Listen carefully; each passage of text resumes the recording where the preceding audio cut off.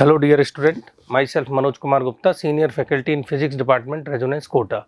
Today we are discussing JEE Main 8th April 2023 Shift 2 Memory Based Question Paper. So first question is 3 resistance, equivalent resistance find करना है, 3 resistance है और हम जानते हैं तीनों पैरेलल में कनेक्टेड है, तीनों पैरेलल में कनेक्टेड है, स्टैंडर्ड क्वेश्चन है. तो पैरेलल में इनका जो R इक्वलेंट होगा this is 1/R1 plus 1/R2 plus 1/R3, ये फॉर्मूला होता है. तो 1/20 प्लस 1/20 प्लस 1/20 1/10 इसे सॉल्व करेंगे तो 20 LCM 1 plus 1 plus 2 1 plus 1 plus 2. Okay, so it will be 4/20. So 1/5. So R equivalent is equal to 5 ohm. 5 ohm is the correct answer. Question number 2. Ratio of the wavelength of H alpha and H beta in Balmer series, मतलब for hydrogen atom. तो देखिए wavelength का formula होता है 1/λ is equal to R 1/n1 square minus 1/n2 square. ये formula लिख सकते हैं. सो it is R 1/H alpha. देखिए बामर सीरीज जो होती है इसका अल्फा ये होता है और ये होगा बीटा. तो 1 n बराबर 2 n बराबर 3 n बराबर 4. तो H अल्फा में ट्रांजिशन होगा 3 से 2. तो this will be 1/2 square minus 1/3 square. This is 1/λ alpha और 1/λ बीटा. This is R. इसमें ट्रांजिशन होगा n बराबर 4 से n बराबर 2. So 1/2 square minus 1/4 square. इसे सॉल्व कर लेते हैं. तो this will be 5R/36 and this will be 12R/64. So lambda beta upon lambda alpha is equal to 5/36 multiplied by 64/12. अब इसे सॉल्व कर लेते हैं. तो 4 3 जा 12 4 64, ठीक है ना. और ये होगा 9 और 4. तो it is 20/27. 20/27 is lambda beta by lambda alpha. तो lambda alpha upon lambda beta को हम लिख सकते हैं 27/20. 27/20 सेकेंड ऑप्शन में है. Clear. So question number 3. At what temperature kinetic energy of oxygen molecule will be double of the kinetic energy at 27 degree Celsius.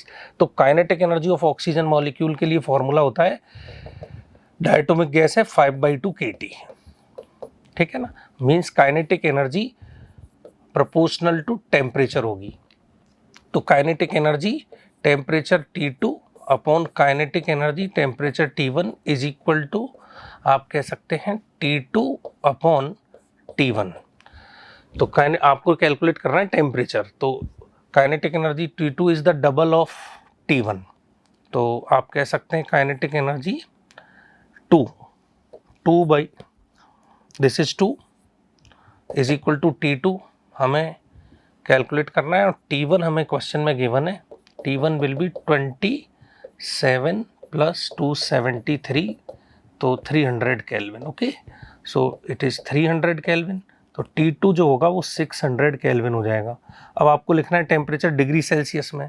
Degree Celsius में आप कह सकते हैं 600 माइनस 273. तो इसे जब हम सॉल्व करेंगे तो 327 डिग्री सेल्सियस मिलेगा. 327 degree Celsius third option. Third is the correct answer. Next question बहुत ही सिंपल क्वेश्चन है. Area under the curve of velocity time graphs gives distance travelled. Distance travelled is false, it gives displacement. So first statement is false. Area under the acceleration time graph gives change in velocity. This is correct. तो statement 1 is incorrect and statement 2 is correct. तो both correct, wrong. Statement 1 and statement 2 both are incorrect, wrong. Statement 1 is correct, wrong. Statement 1 is incorrect. Yes, this is true. And statement 2 is correct. So option number 4 is the correct answer. Next question, gravitation का है.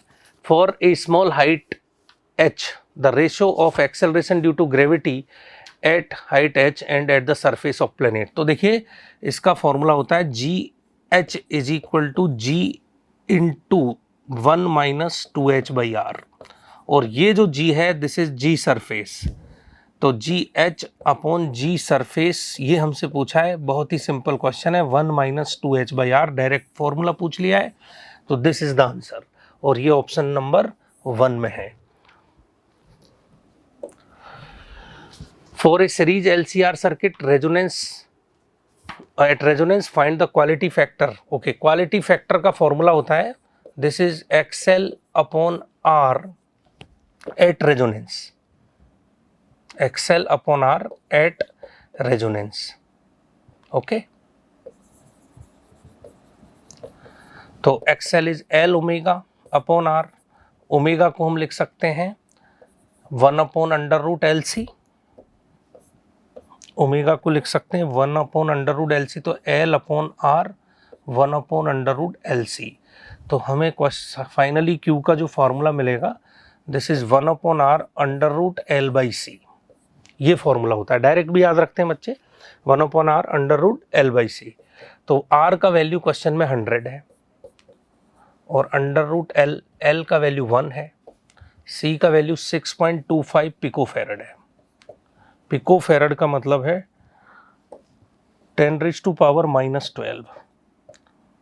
तो जब इसे solve करेंगे ना तो हमें मिलेगा 1/100 10⁻⁻6 और नीचे ही 2.5 ये मिलेगा. और इसे जब सॉल्व करेंगे तो this will be what 10⁻6 - 2 upon 2.5. तो ये 4000 आ जाएगा. 10⁻4 अपॉन 2.5 10,000 अपॉन 2.5 आ गया. तो this will B 4000. 4000 is the quality factor. So first is the correct answer. Question number 7. A body of mass 5 kg having momentum of 10 kg meter per second. तो एक body है, इसका मास है 5 kg, इसका जो momentum है linear this is 10 kg metre per second means metre per second. इसका मतलब है इसका मास और वेलोसिटी का प्रोडक्ट है ये P इनिशियल.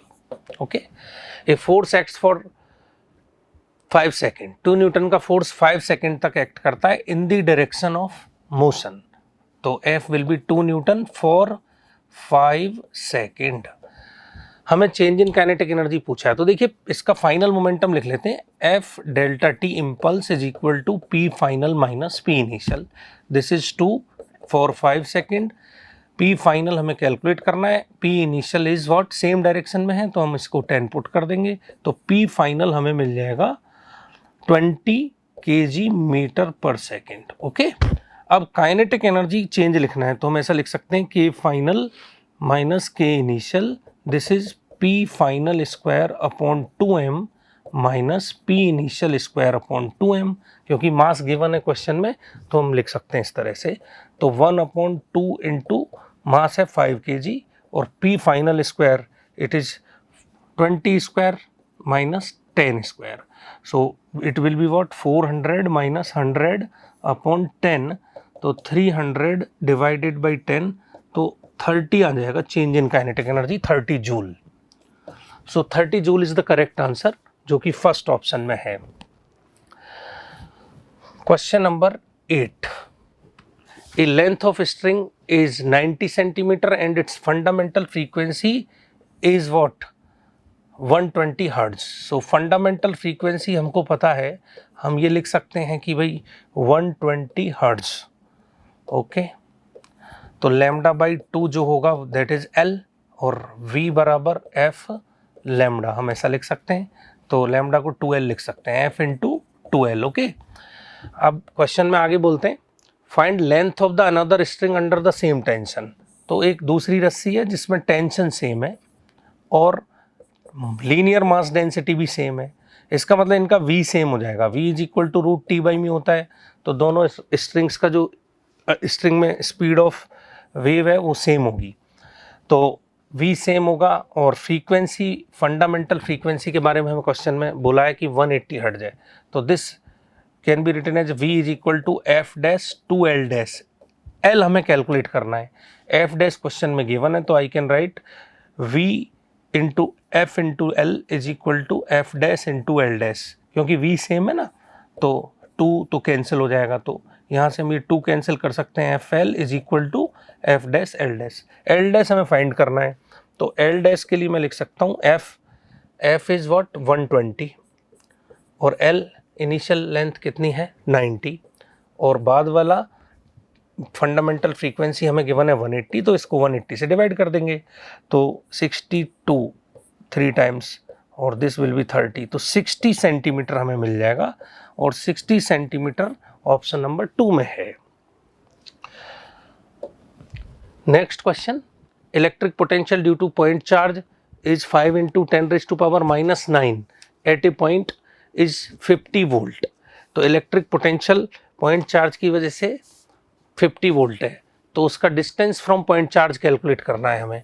तो v इज इक्वल टू हम जानते हैं के क्यू बाई आर, आर हमें कैलकुलेट करना है, तो के क्यू बाई वी, के को हम लिख सकते हैं 9 इंटू 10⁻⁹, क्यू को हम कहेंगे 5 इंटू 10⁻⁻⁹ और अपॉन v हमें क्वेश्चन में गिवन है 50 वोल्ट। बस इसे सॉल्व करना है, ये कैंसिल हो गया, ये 10, तो ये हो गया 0.9 मीटर और 0.9 मीटर को हम लिख सकते हैं 90 centimetre. So 90 centimetre will be correct option which is 4th। Question number 10, after 10 days amount of radioactive substance undecayed is 1/8 of initial amount. तो देखो मैं ऐसा लिख सकता हूँ, undecayed is n0 upon 2⁻n। This n is number of molecules undecayed, ठीक है। अब नंबर ऑफ मॉलिक्यूल्स अनडिकेड जो है वो n है, तो हम कैलकुलेट कर सकते हैं। ये क्वेश्चन में हमें गिवन है 1/8 of initial value, it means it is n0 upon 8। Okay, इसको हम n0 अपॉन 8 लिख सकते हैं। तो 2⁻n इज इक्वल टू 2⁻3, तो n इज इक्वल टू 3, तो I can say there will be 3 half lives in 3 days। तो आप कह सकते हैं half life will be t half will be 1 day. So in 5 days, 5 half lives. In 5 days, we will say 5 half lives. So after 5 half lives, what will be the amount undecayed? तो उसे मैं कह सकता हूँ m is equal to m0 upon 2⁵. और ये question में हमें गिवन है this is 8 into 10⁻³ kg means what? 8 gram, 8 into 10⁻³ kg को लिख सकता हूँ 8 ग्राम्स। ओके, ग्राम में ही आंसर है। तो I can right initial amount will be, question में हमें पूछा है इनिशियल अमाउंट, तो क्वेश्चन में हमें m0 पूछा है, m0 will be mean initial amount, तो 8 इंटू 2⁵. अब 2⁵ का मतलब हो गया I think 2 into 2 into 2, 8 into 2 16, 32. So it will be 32 into 8.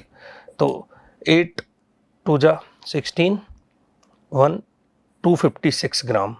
256 ग्राम जो है वो सही आंसर होगा, जो ऑप्शन नंबर 2 में है। नेक्स्ट क्वेश्चन बिल्कुल थ्योरी बेस्ड क्वेश्चन है एक्सरे का। High energy electrons bombarded on a metal target, then which of the following ray emitted will be. तो एक्सरे की डेफिनेशन ये होती है, X rays will be emitted from high energy electrons. So 2 will be the answer. Next question, the bullet of mass 0.1 kg, एक bullet है जो 0.1 kg की है और ये 400 मीटर पर सेकंड वेलोसिटी से चल रही है और एक वुडन ब्लॉक में ये एम्बेडेड हो जाती है और इस वुडन ब्लॉक का मास हमें गिवन है 3.9 kg। तो पहला पार्ट है कि इस वुडन ब्लॉक में जब ये बुलेट इसमें अंदर एम्बेडेड हो जाएगी तो वुडन इस पूरे सिस्टम की वेलोसिटी कितनी होगी। तो फर्स्ट पार्ट में हम लीनियर मोमेंटम कंजर्वेशन का यूज करेंगे और वुडन ब्लॉक की पूरे सिस्टम की फाइनल वेलोसिटी को कैलकुलेट कर लेते हैं। तो P इनिशियल, क्योंकि इनिशियली ब्लॉक रेस्ट पर है, तो लीनियर मोमेंटम कंजर्वेशन से हम कह सकते हैं 0.1 into 400 that is equal to what, total mass 3.9 plus 0.1, क्योंकि जब बुलेट इसके अंदर आएगी तो इसका टोटल मास 4 kg हो जाएगा, तो this will B 4 into V। तो ये कंबाइंड मास की जो वेलोसिटी है दिस इज 40/4, तो V is equal to 10 metre per second. तो ये जो कंबाइंड मास है देखिए ये 10 मीटर पर सेकेंड से आगे बढ़ने लगेगा। अब यहाँ क्वेश्चन में एक बात गिवन है कि there will be some friction on this surface. तो जब ये वुडन ब्लॉक चलने लगेगा ना उसके बाद यहाँ इसको म्यू mg फ्रिक्शन लगने लगेगा, तो ये ब्लॉक पीछे की तरफ एक्सेलरेशन फील करेगा और ये एक्सेलरेशन जो है वो म्यू mg अपॉन m होगा, तो ये ब्लॉक म्यू जी एक्सेलरेशन से रिटार्ड करेगा। तो क्वेश्चन में आपसे कहा है कि ये ब्लॉक जो है वो 20 मीटर डिस्टेंस चलने के बाद रुक जाता है, रेस्ट पे आ जाता है। तो हम थर्ड इक्वेशन ऑफ मोशन को यूज करेंगे। थर्ड इक्वेशन ऑफ मोशन हमें कहती है वी स्क्वायर बराबर U square plus 2as, V square 0, U square question में हमें मिल गया है 100 और 2 इसको लिख सकते हैं माइनस म्यू जी और s हमें क्वेश्चन में गिवन है 20 मीटर और यहाँ से हम वैल्यू पुट कर सकते हैं, तो mu g is equal to हमें मिलेगा 100/40 और म्यू इज इक्वल टू 100/400, तो इट विल बी 1/4 और 1/4 को हम कहते हैं 0.25। तो कोफिशिएंट ऑफ फ्रिक्शन की जो वैल्यू होगी this will B 0.25। So fourth is the correct answer. Next question, question number 13, right the equation of projection on x axis at time t for a particle moving with constant angular velocity. तो देखिए एक particle है जो t बराबर 0 पर यहाँ है और t बराबर t पर यहाँ है और कांस्टेंट एंगुलर वेलोसिटी से ओमेगा कांस्टेंट से ये चल रहा है और सर्कुलर पाथ इसका रेडियस है r है। टाइम पीरियड ऑफ पार्टिकल भी गिवन है, क्वेश्चन में 6 है। तो देखो टाइम पीरियड यदि 6 होगा तो हम इसका ओमेगा फाइंड कर सकते हैं 2π/t से, तो 2π/6 हो जाएगा, तो ओमेगा विल बी π/3 रेडियन पर सेकेंड हो जाएगा। पहला पॉइंट तो ये है। क्वेश्चन में हमें कहा है कि right the equation of projection on x axis at time t। तो equation of projection of particle, तो ये आपको प्रोजेक्शन ये लिखना है, दिस इसे कहेंगे प्रोजेक्शन ऑन एक्स एक्सिस, ये एक्स एक्सिस है एक्चुअली, तो प्रोजेक्शन ऑन एक्स एक्सिस ये होगा एट टाइम t, क्योंकि t टाइम पर पार्टिकल यहाँ पर है तो इसका प्रोजेक्शन एक्स एक्सिस पर ये होगा, तो इसे हम निकाल सकते हैं। This will be what x, तो I can write x/r is equal to ये एंगल t टाइम में कितना ट्रेस होगा, ये t टाइम में ट्रेस्ड एंगल ओमेगा t होगा और 30 डिग्री पहले से है, 30 डिग्री को π/6 भी लिख सकते हैं, ठीक है ना। तो x/r और ये टोटल एंगल मुझे देखना है, तो ये टोटल एंगल मेरा मिल गया cos, x/r will be cos theta, okay, cos theta और थीटा को मैं लिखूंगा cos omega t plus 30 degree, okay, ये है। तो x/r is equal to this और ये इसका आंसर आ जाएगा x बराबर r cos omega t plus 30 degree, okay. अब ओमेगा को π/3 भी लिख सकते हैं, तो ऐसा भी लिख सकते हैं r cos π/3 t प्लस π/6 भी लिख सकते हैं और 30 भी लिख सकते हैं, ओके। तो क्वेश्चन जो है इसमें सही जवाब होगा r cos π/3 t plus 30 degree, जो कि फोर्थ ऑप्शन में हमें दिख रहा है, देखिए π/3 t plus 30 degree, okay. So fourth is the correct answer. So next question, question number 14। Question number 14 में हमसे प्रोजेक्टाइल के बारे में पूछा गया है। Equation of trajectory of projectile is given, so it is y is equal to x minus x² by 20। आपसे पूछा है find the maximum height of the projectile, तो मैक्सिमम मिनिमा से ही कर लेते हैं।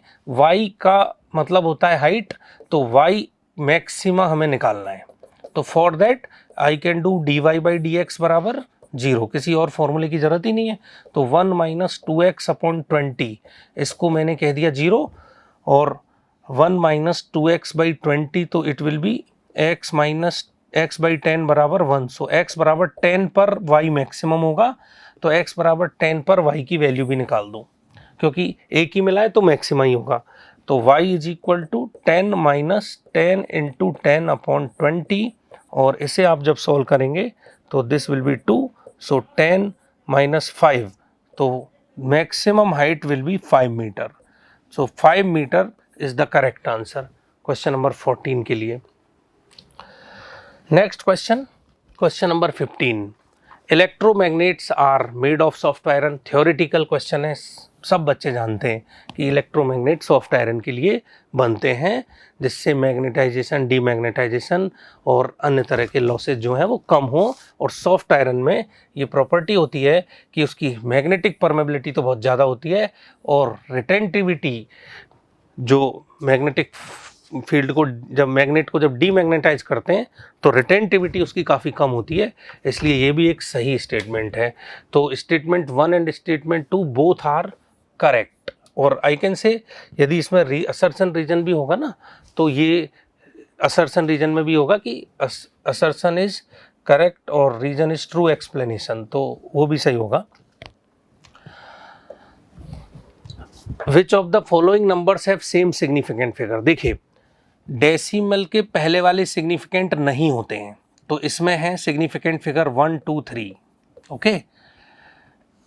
और यहाँ सिग्निफिकेंट फिगर बाद वाले तो सिग्निफिकेंट होते हैं, तो 1 2 3 4, यहाँ पे ये 3 सिग्निफिकेंट फिगर 1 2 3, और यहाँ भी सिग्निफिकेंट फिगर 3। तो ओके, आप कह सकते हैं फर्स्ट में, थर्ड में और डी में, तो ए सी और D second is the correct answer. A C और डी तीनों में 3 सिग्निफिकेंट फिगर हैं। Correct graph for Moseley's law will be, तो मोजलेज लॉ के लिए हम जानते हैं मोजलेज लॉ होता है under root nu is equal to Z into A minus, ये होता है A into Z minus B, और इसका जो ग्राफ है, sorry, A into Z minus B ये है। तो अंडर रूट न्यू फ्रीक्वेंसी है, और अंडर रूट न्यू और z का ये जो प्रोपोर्शनलिटी का रिलेशन है, इससे हम ये तो कह सकते हैं कि ये ग्राफ स्ट्रेट लाइन होगा। वैसे भी इसके कोऑर्डिनेट इस तरह से लिखें कि ये आंसर होगा under root nu versus z। इसमें यहाँ z स्क्वायर है, गलत हो जाएगा। इसमें यहाँ ये न्यू स्क्वायर है, ये भी गलत हो जाएगा। और इसमें यहाँ अंडर रूट नहीं है, इसलिए ये भी गलत हो जाएगा। तो ये 3 गलत है, फोर्थ ऑप्शन ही सबसे ज़्यादा करेक्ट। और दूसरा, क्योंकि बच्चे ये बता रहे थे कि इसमें ये क्वेश्चन में पीछे कवर है ओरिजिन से, तो जो गलत है, अब हमने यहाँ पर बेस्ट पॉसिबल ऑप्शन यही लिया है। टच भी है तो भी, मतलब यदि ये ओरिजिन से टच भी है ना, तो भी ये ऑप्शन ही सही होगा। Okay, next question, ratio of the magnetic field at C and P. C और पी पर मैग्नेटिक फील्ड, ये सर्कुलर कॉइल है ना, सर्कुलर कॉइल है। सर्कुलर कॉइल के कारण पी और सी पर मैग्नेटिक फील्ड का रेशो हमें लिखना है, that is under root X. तो देखो, ये डिस्टेंस क्वेश्चन में गिवन है, दिस इज आर, ओके। तो यहाँ पर जो ये गिवन है, तो यहाँ बी पी हम लिखेंगे mu naught I R square upon 2 R square plus X square की पावर 3/2, ओके। एक्स को आर पुट कर देते हैं, तो mu naught I R square upon 2 R square plus R square की पावर बी पी मिलेगा हमें 3/2, तो ये हो जाएगा 2r स्क्वायर। तो mu naught I R square upon 2r square, तो ये आएगा 2√2, ओके। और आर स्क्वायर की पावर 3/2 मीन्स आर क्यूब, तो आर स्क्वायर से cancel, this will be R. So answer will be mu naught I upon 4√2r। पहला तो ये होगा। और आप बी सी तो हम सब लोग जानते हैं, बी सी तो mu naught I upon 2r होता है बेटा।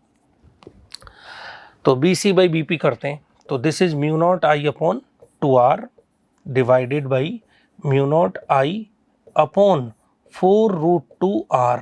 ओके, तो देखिए इसे डिवाइड करेंगे तो 2√2 आ जाएगा। 2√2 को मैं √8 लिख सकता हूँ, तो √8 अपॉन 1 हो गया। मतलब √x की जो वैल्यू है वो √8 है, तो x की वैल्यू हम बता सकते हैं 8 होगी। तो इसका जो सही आंसर होगा ना, find the value of x, that will be 8। Third option is the correct answer. Okay, next question, number density of free electrons. So morning session में भी ये क्वेश्चन लगभग इसी तरह से आया था। Number density of free electrons is 8 × 10⁻18 per meter cube and cross section area is 2 × 10⁻⁻6 meter square and current in the wire is 3.2 ampere। Drift speed हमें दे रखी है n × 10⁻⁻4। ओके, तो ये 10⁻⁻4 यहाँ नहीं होगा, ठीक है ना। ड्रिफ्ट स्पीड n × 10⁻⁻4 दे रखी है मीटर पर सेकेंड। तो I is equal to, then find the value of n। I is equal to हम जानते हैं NEA VD होता है, तो VD की वैल्यू निकालेंगे। तो VD की वैल्यू होगी I अपॉन NEA, ठीक है ना। तो I की वैल्यू हमें क्वेश्चन में गिवन है, देखिए 3.2 एम्पियर। n हम जानते हैं क्वेश्चन में गिवन है 8 × 10⁻28 और E का वैल्यू सब लोग जानते हैं 1.6 × 10⁻⁻19 और A का क्वेश्चन में जो वैल्यू है ना दैट इज 2 × 10⁻⁻6, ठीक है। तो 19 और 6 25 होते हैं, 10⁻25 कैंसिल हो जाएगा, तो यहाँ होगा 10⁻3।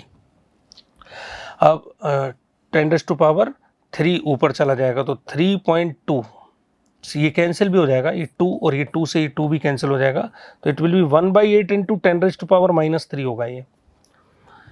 अब 1/8 × 10⁻⁻3 को हम लिख सकते हैं 1.25 × 10⁻⁻4 मीटर पर सेकेंड। अब देखो ऑप्शन के ऊपर डिपेंड करता है, यहाँ ये मिसप्रिंट हो गए हैं। यदि क्वेश्चन इस तरह से है n × 10⁻⁻4, मतलब ये इंटीजर में भी हो सकता है क्वेश्चन एग्जाम में, तो यहाँ हम कह सकते हैं n × 10⁻⁻4, तो n की वैल्यू 1.25 हो जाएगी, क्योंकि मेमोरी बेस्ड क्वेश्चन पेपर है ना, तो बच्चों ने हमें जैसे बताया उसके अकॉर्डिंग हमने ये लिखा है। तो एक तो ये कि भाई n इज इक्वल टू 1.25 होगा आंसर, ठीक है ना, n इज इक्वल टू 1.25 यदि इस तरह से है। और यदि क्वेश्चन इस तरह से है कि ड्रिफ्ट स्पीड विल बी, तो फिर इसका आंसर हम लिखेंगे 1.25 × 10⁻⁻4। ओके, ये ध्यान रखें। Question number 20। क्वेश्चन नंबर 20 में है कि NPN transistor is arranged in a common emitter mode for beta is equal to 100, VCC is 1 volt, find the minimum required current IB, minimum required current IB so that transistor reaches to its active region. तो देखो active region में जब transistor पहुंचे, इसके लिए मैं ऐसा कह सकता हूं कि ये जो VCE है ना, VCE, क्योंकि देखो ये इमीटर है और ये कलेक्टर है और इट टेंड्स टू 0, ऐसा होता है एक्टिव रीजन में। VCE जो है वो टेंडिंग टू 0 हो जाता है, तो मैं VCE के लिए यहाँ इक्वेशन लिखता हूँ, तो this will be what, IC। तो VCE को हम लिख सकते हैं VCC minus IC into RC। Okay, question में हमें कहा है कि ये एक्टिव रीजन में जाए तो VCE अप्रोचिंग टू 0, VCC हमें 1 वोल्ट दिया है, IC का वैल्यू हम कैलकुलेट कर पाएंगे, RC का वैल्यू 1 किलो ओम है, 1000। तो आप कह सकते हैं IC का जो वैल्यू है वो 1 मिली एम्पियर आ जाएगा या 10⁻³ एम्पियर आ जाएगा। ओके, अब क्वेश्चन में हमसे कहा है कि IB रिक्वायर्ड और बीटा का वैल्यू गिवन है, तो बीटा होता है this is IC, so beta को हम कह सकते हैं IC अपॉन IB, और ये हमें क्वेश्चन में गिवन है, दिस विल बी 100। ओके, तो यहाँ से हम IC ये वैल्यू कैलकुलेट कर सकते हैं, IC इज 10⁻³ और upon IB is equal to 100। तो आई बी का वैल्यू आ जाएगा 10⁻⁻5 एम्पियर। अब इसे अकॉर्डिंग टू क्वेश्चन हम सॉल्व कर लेते हैं। तो ऑप्शन ये आएगा 10 × 10⁻⁻6 लिख सकते हैं इसको, आई बी को। तो इसका मतलब माइक्रो हो गया, तो 10 micro ampere is the correct answer. Clear? तो ये ट्रांजिस्टर से क्वेश्चंस काफ़ी समय के बाद आया है, वैसे जनरली ट्रांजिस्टर से आता नहीं है। नेक्स्ट क्वेश्चन, ये क्वेश्चन तो कई बार आ चुका है पिछले वाले जेईई मेंस सेशन में। यही वैल्यूज, यही stress, torque, coefficient of viscosity और प्रेशर ग्रेडियंट के डायमेंशन कई बार पूछे गए हैं। तो स्ट्रेस देखिए, स्ट्रेस जो होता है वो फोर्स अपॉन एरिया होता है, और फोर्स m1 L1 T-2 होता है, और एरिया जो है वो L2 है। तो इसका आ जाएगा m1 L-1 T-2। ठीक है। दूसरा टॉर्क हम सब जानते हैं, torque rotational effect of force F × R होता है। तो फोर्स m1 L1 T-2 और एक L और हो जाएगा, तो this will B finally m1 L2 T-2 हो जाएगा।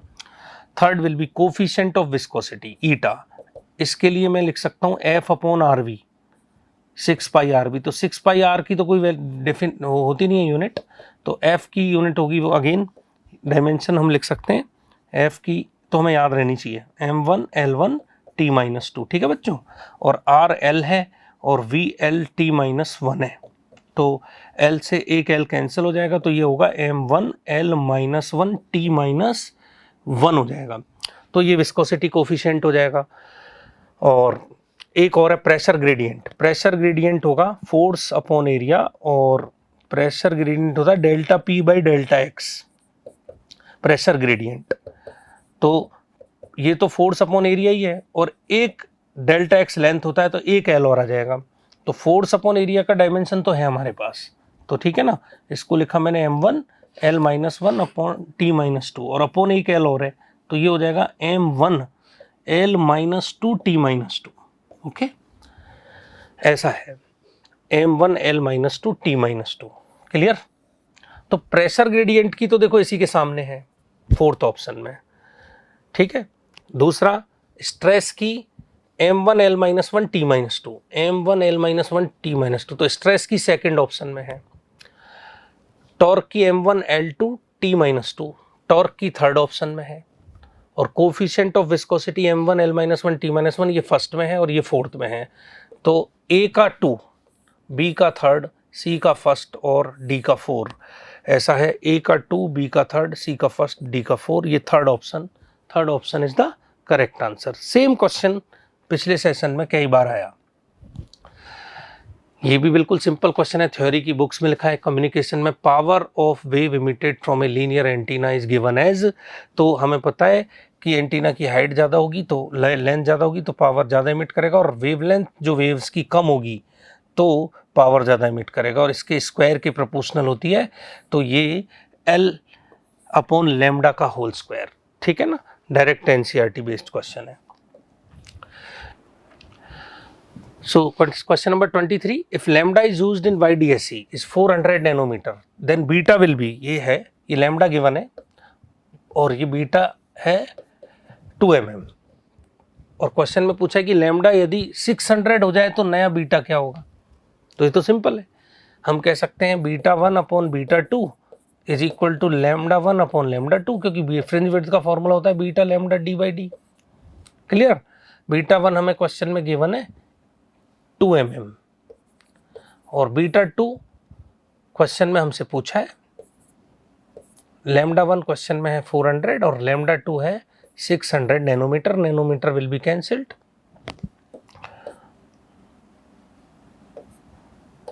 नैनोमीटर। ओके, तो ये कैंसिल हो गया, और आप कह सकते हैं ये भी cancel. So β2 will be 6 × 2/4, 2 3, so answer will be 3 mm। तो 3 mm सही आंसर होगा, 3 mm will be in fourth option. Next question, orbital angular momentum of A satellite is L if radius of orbit is increased by 8 times the original radius, then new angular momentum of satellite will be। देखो, पहले हम angular momentum को लिखते हैं, तो इसके लिए हमें क्या करना है, हमें पता है कि कोई भी सैटेलाइट होता है तो प्लेनेट के चारों ओर चक्कर लगाता है, तो ये प्लेनेट है और ये सैटेलाइट है। और मान लीजिए v स्पीड से जा रहा है तो हम इसकी ऑर्बिटल वेलोसिटी को लिख सकते हैं √gm/r। किसी को याद नहीं है तो डिराइव कर सकते, वैसे तो फॉर्मूला सब लोग याद रखते हैं। और ये डिस्टेंस है r, तो मैं ऐसा कह सकता हूँ m मास ऑफ प्लेनेट होगा, gmm/r², इस तरह से लिखते हैं इसको, is equal to mv² orbital square by r। तो यहाँ से हम ऑर्बिटल वेलोसिटी का फॉर्मूला जानते हैं। अब इसका एंगुलर मोमेंटम लिख लेते हैं, तो L बराबर फॉर्मूला होता है mv orbital velocity into r। ये L होगा, वैल्यू पुट कर देते हैं, तो m √gm/r इंटू r। तो यहाँ से हमें मिल जाएगा L is proportional to √r। अब वो क्वेश्चन में कह रहे हैं कि if radius of orbit is increased by 8 times, मतलब पहले ऑर्बिट की रेडियस r है, 8 टाइम्स इंक्रीज्ड, मतलब बाद वाली जो रेडियस है that will be 8r plus r, that will be 9r। तो जब एंगुलर मोमेंटम L1/L2 हमें लिखना है √r/√9r, तो L2 हमें यहाँ से मिल जाएगा 3L1, मतलब 3 × L। तो बाद वाला जो एंगुलर मोमेंटम है that is 3 times of initial angular momentum, जो कि क्वेश्चन ऑप्शन नंबर 2 में है। Second will be the correct answer. Thank you.